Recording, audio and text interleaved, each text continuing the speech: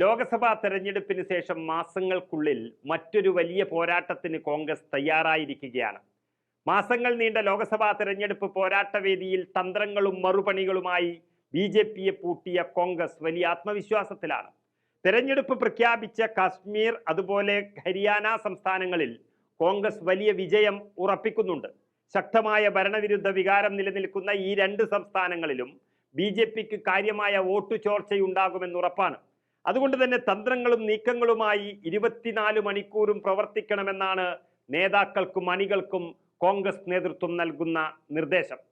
വാർ റൂമുകൾ തുറന്ന് പ്രവർത്തനം ഏകോപിപ്പിക്കുവാൻ കോൺഗ്രസ് തയ്യാറെടുത്തു കഴിഞ്ഞു. വാർ റൂമുകൾ എന്ന് പറഞ്ഞാൽ യുദ്ധസമാനമായ ഒരു അന്തരീക്ഷമാണ്. സമൂഹ മാധ്യമങ്ങൾ അടക്കം ഏകോപിപ്പിക്കുന്നതും നേതാക്കളുടെ ഷെഡ്യൂളുകൾ ക്രമീകരിക്കുന്നതും ഈ വാർ റൂമിൽ നിന്നാണ്. നിലവിൽ മഹാരാഷ്ട്രയിൽ തെരഞ്ഞെടുപ്പ് പ്രഖ്യാപിച്ചിട്ടില്ല എങ്കിലും എല്ലാ സംവിധാനങ്ങളോടും കൂടിയൊരു വാർ റൂമുകൾ മഹാരാഷ്ട്രയിലും കോൺഗ്രസ് ആരംഭിച്ചിട്ടുണ്ട്. സ്ഥാനാർത്ഥി നിർണയവും മറ്റനുബന്ധ പ്രവർത്തനങ്ങളും പാർട്ടി തലത്തിൽ നടക്കുമ്പോൾ പ്രൊഫഷണലുകളുടെ സംഘമാണ് വാർ റൂമുകൾ കേന്ദ്രീകരിച്ച് പ്രവർത്തിക്കുന്നത്. മഹാരാഷ്ട്രയിൽ ചല്ലാവംശി ചന്ദ് റെഡ്ഡിയെയാണ് വാർ റൂമിന്റെ തലവനായി നിയമിച്ചിരിക്കുന്നത്.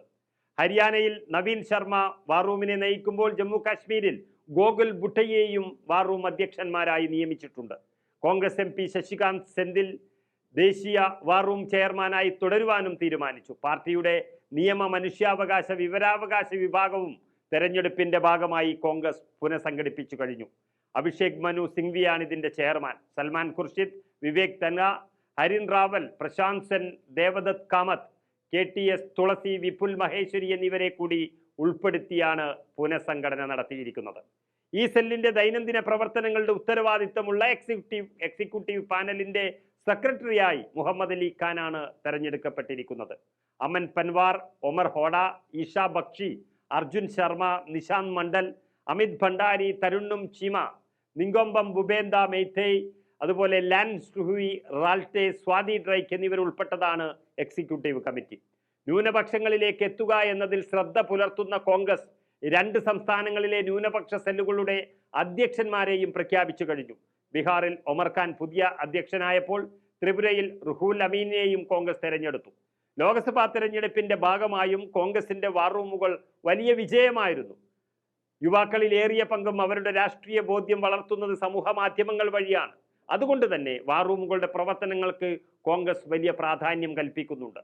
കർണാടക, തെലങ്കാന സംസ്ഥാനങ്ങളിൽ പരീക്ഷിച്ച് വിജയിച്ച വാർ റൂം സംവിധാനം ലോക്സഭാ തെരഞ്ഞെടുപ്പ് കൂടിയാണ് രാജ്യത്ത് ആകമാനം വ്യാപിച്ചത്.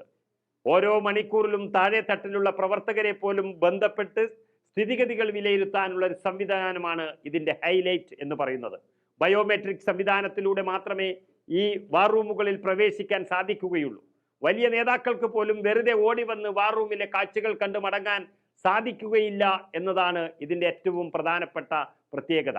രാഹുൽ ഗാന്ധിക്ക് പോലും വാർ റൂമിലേക്ക് വെറുതെ കടന്നു ചെല്ലാൻ സാധിക്കില്ല എന്നും കോൺഗ്രസ് തന്നെ പറയുന്നുമുണ്ട്. ഇതിന്റെ പിന്നിൽ പ്രവർത്തിച്ചതെല്ലാം കോൺഗ്രസിന്റെ ജനറൽ സെക്രട്ടറിയായി, സംഘടനാ ജനറൽ സെക്രട്ടറിയായി KC വേണുഗോപാൽ എത്തിയതിന് ശേഷമാണ്.